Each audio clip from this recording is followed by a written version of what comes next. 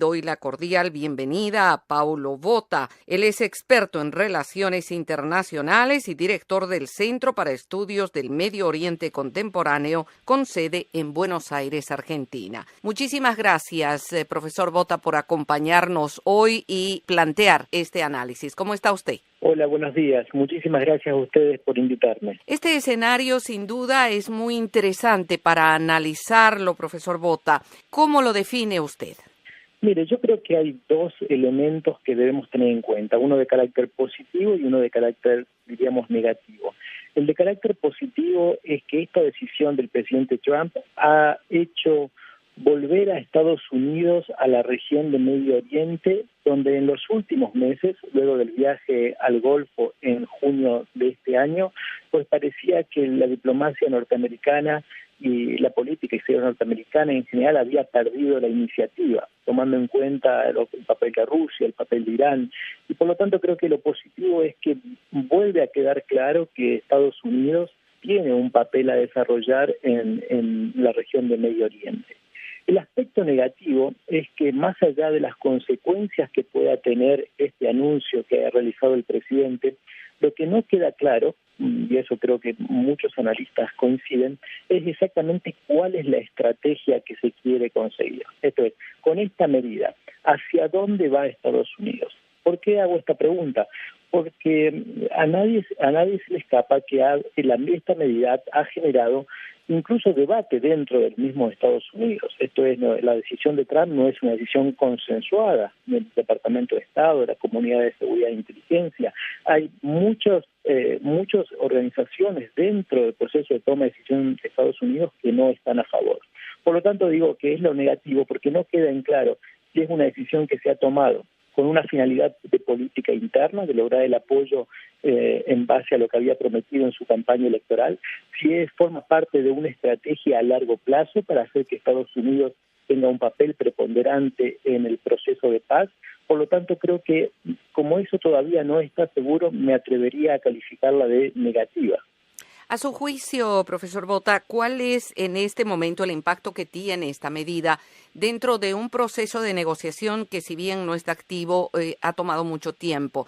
¿Y en qué queda el tema de los dos estados? Básicamente, las consecuencias que tiene esta decisión creo que son dos. En primer lugar, que vuelve a poner en la agenda de Medio Oriente la necesidad de llegar a un acuerdo diplomático, y es algo que se había abandonado en los últimos años, sobre todo creo que después del año 2011, los problemas internos en Palestina, la guerra en Siria, pues no aparecía entre los temas centrales de la agenda. Entonces, eso es el primer impacto.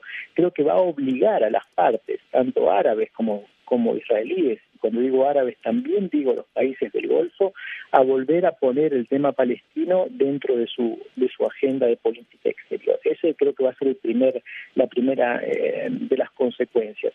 La segunda consecuencia es que también al hecho de que Estados Unidos tiene un papel tan preponderante en este proceso de paz, pues no solamente que lo va a poner en la agenda, sino que va a obligar a que las partes tomen decisiones reales, que es el gran problema. En los últimos años ninguna de las partes ha tomado decisiones reales con la finalidad realmente de poner fin al conflicto. Por lo tanto, creo que ahora esto lo que hace es obligar a las partes en conflicto a sentarse seriamente y a tomar decisiones que pueden ser dolorosas, pero que son necesarias.